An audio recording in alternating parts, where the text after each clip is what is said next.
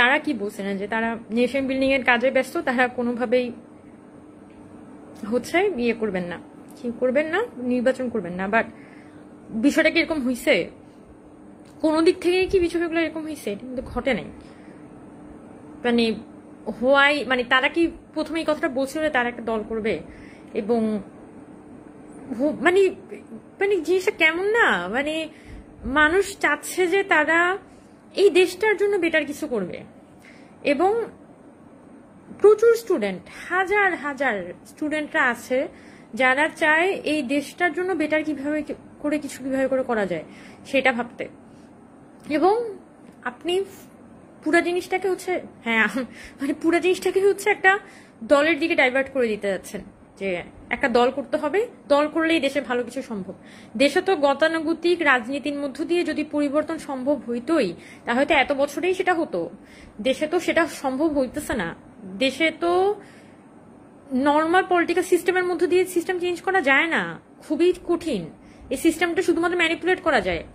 এবং আপনারা যদি এই প্রতিশ্রুতিগুলা রাখতে না পারেন, হয়তো সার্কামস্ট্যান্সের কারণে আপনারা এই প্রতিশ্রুতিগুলো আর রক্ষা করেন নাই, তাহলে আপনারা এটা ক্ল্যারিফিকেশন দেন নাই কেন? মানে ইট ফিলস ভেরি সরি। মানে মনে হয় যে, মানে আমার মনে হয় যে আমার অনেক সময় নষ্ট হয়েছে এই 1 বছরে। ইফ আমি যদি একা কিছু কাজ করার চেষ্টা করতাম, I would have done things better, এবং অনেক টক্সিক মানুষ অ্যাভয়েড করে আমি নিজের মতো একটু বেটার কিছু করতে পারতাম। বাট টু বি অনেস্ট, অনেক বেশি এত টক্সিসিটি ডে টু ডে বেসিসে ডিল করা লাগে। আওয়ামী লীগের toxicity is way tolerable, but আপনার আশপাশের মানুষ যাদেরকে আপনার ডে টু ডে বেসিসে চেহারা দেখতে হয়, তারা যখন আপনার ব্যাপারে টক্সিসিটি ছড়ায় যাবে, এটা না ডিল করা অনেক কঠিন, অনেক কঠিন। তো এটা আই ডোন্ট নো, যে এখন এসে মনে হয় যে এগুলো অর্থিত না, এটা এই সময়টা আসলে অর্থিত ছিল না। পড়াশোনা করতে পারিনি, মানে পড়াশোনা করার একটা প্ল্যান ছিল, ওইটাও শেষ করতে পারিনি। খুব মনে হয় যে এখন এক জায়গায় স্টাক হয়ে আছি, কারণ আমাদের উপর তো ওই মেন্টাল টোলটা গেছে। আমাদের তো স্বপ্নটা ছিল, আরেকজনের মধ্যে স্বপ্নটা নাই থাকতে পারে, তার স্বপ্নটা হয়তো থাকতে পারে যে সে চাঁদাবাজি করবে, সে ইয়ে করবে, এই করবে, সেই করবে। আমার মধ্যে তো স্বপ্নটা ছিল যে আমি দেশটার জন্য বেটার কিছু করব। So why in the world তোমার আমার ড্রিমটাকে শেয়ার করতে হইলো?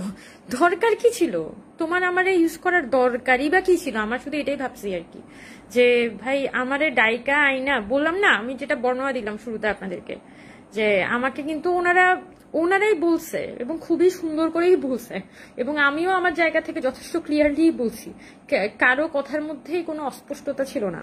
And then you are just মানে using me like a tissue paper, nothing else. আমি টিস্যু পেপার না তো। আবার বলা হয় যে আমি নাকি সেমিনার সিম্পোজিয়াম বৈষম্যবিরোধী ছাত্র আন্দোলনে যাওয়ার পরে অ্যাটেন্ড করা শিখছি। ভাই মানে আমি বৈষম্যবিরোধী ছাত্র আন্দোলনে গিয়ে সেমিনার সিম্পোজিয়াম কেন অ্যাটেন্ড করতে যাব? আমার বৈষম্যবিরোধী ছাত্র আন্দোলন আমি যথেষ্ট একটা ডিউটি হিসেবে নিছি। বিলিভ মি অর নট, আমার অতটুকু ক্যালিবার, অতটুকু networking from the very beginning ছিল, যেটা দিয়ে আমি বিভিন্ন সেমিনার, সিম্পোজিয়াম বা কনফারেন্স এসব জায়গায় যাইতে পারবো। ওইটার জন্য আমার আপনাদের বিশেষ কি বলা যায় আশীর্বাদের আসলে কোনো দরকার নেই, নিজেদেরকে এত ইম্পর্টেন্ট মনে করারও কোনো দরকার নেই যে আমার কোনো একটা সেমিনার সিম্পোজিয়ামের জন্য বা কনফারেন্সের জন্য আপনাদের আশীর্বাদ এবং আপনাদের বিশেষ মদতপুষ্ট হয়ে আসতে হবে। আমি মানে বিভিন্ন জায়গায় ধরেন কোনো একটা প্রোগ্রামে ডাকতেছে, কোনো একটা ইয়েতে ডাকতেছে, অনুষ্ঠান মানে কোনো একটা হচ্ছে যে ধরেন অনুষ্ঠানগুলোতে ডাকতেছে বা ক্যাম্পাসগুলোতে ডাকতেছে, সব জায়গায় আমাকে আগে থেকে চিনেই বলেই আমাকে ডাকে।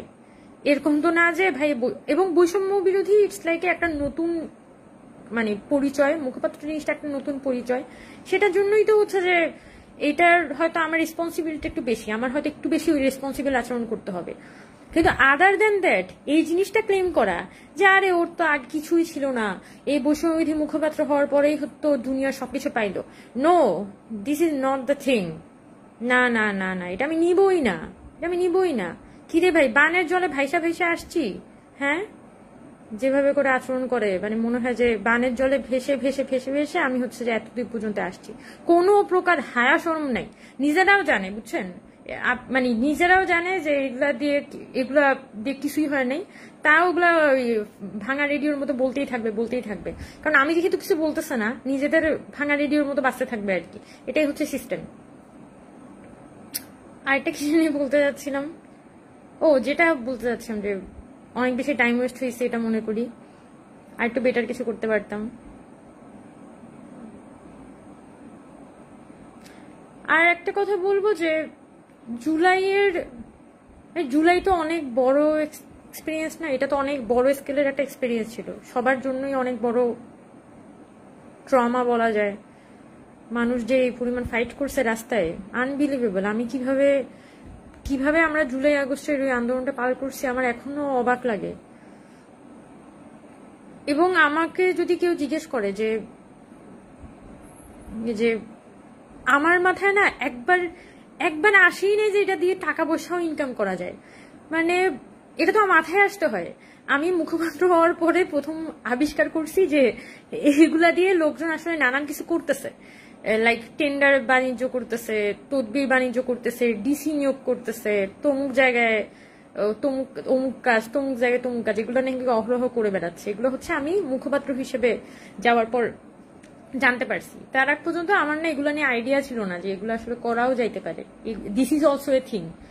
সো নিজেকে এরকম খুব অদ্ভুত ক্লাউনারি ফিল হচ্ছিল আর কি, যে কি ব্যাপার, মানে এগুলোও হয়, আমি তো জানি না।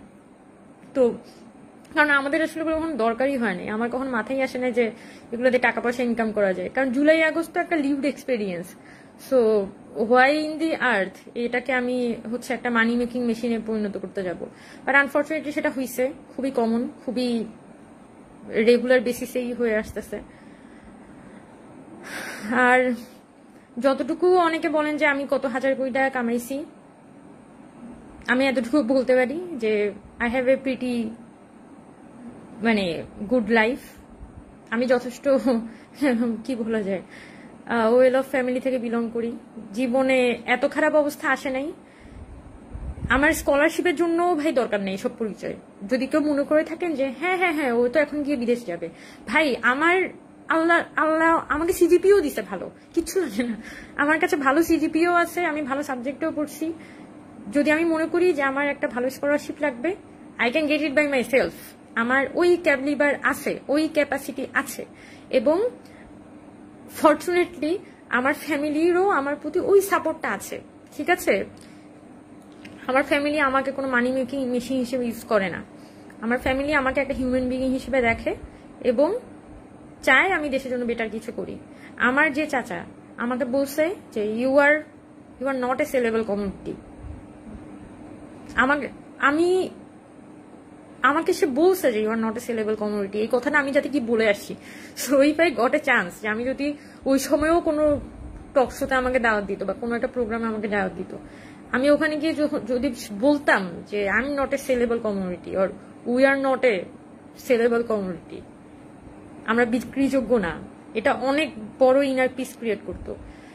এবং I can still feel the strength in his voice, যে উনি কথাটা যে বলছিল এত সময়ের মধ্যে, এখনো পর্যন্ত কিন্তু এই কথাগুলো বলে। যে পরিমাণ গার্ডস এবং যে পরিমাণ অনার, মানে সম্মান, ব্যক্তি স্বাতন্ত্র্য এবং এটা কি বলে না, একটা ব্যক্তিত্ব আসলে হোল্ড করতে হয়, এই জিনিসগুলো আমরা শিখে আসছি। So I don't need that sort of thing. বৈষম্যবিধি ছাত্র আন্দোলন তো দূর পর্যন্ত এসব কিছু প্রোভাইড করতে পারবে না। আমাদের আল্লাহর রহমতে ওই ক্যাপাবিলিটি আছে। আমাদের বরং যেটা দরকার, মানে আমার বরং যেটা দরকার, আমি কিভাবে করে আরো বিগার স্কেলে আমার ক্যাপাসিটিটাকে ব্যবহার করতে পারি, আরো বেশি মানুষকে ধারণ করতে পারি। কারণ সবাই তো আর প্রিভিলেজ না, আমি যথেষ্ট প্রিভিলেজ, সব দিক থেকে প্রিভিলেজ, সবাই তো প্রিভিলেজ না। তো আমার চিন্তাটা হচ্ছে সবসময় ওরকম ছিল, ওয়েলফেয়ার টাইপের চিন্তা ভাবনা। তো কেউ টাকা পয়সার ব্যাপারে জিজ্ঞেস করলে এটাই বলবো যে I am Umama Fatema, I am not a sellable commodity.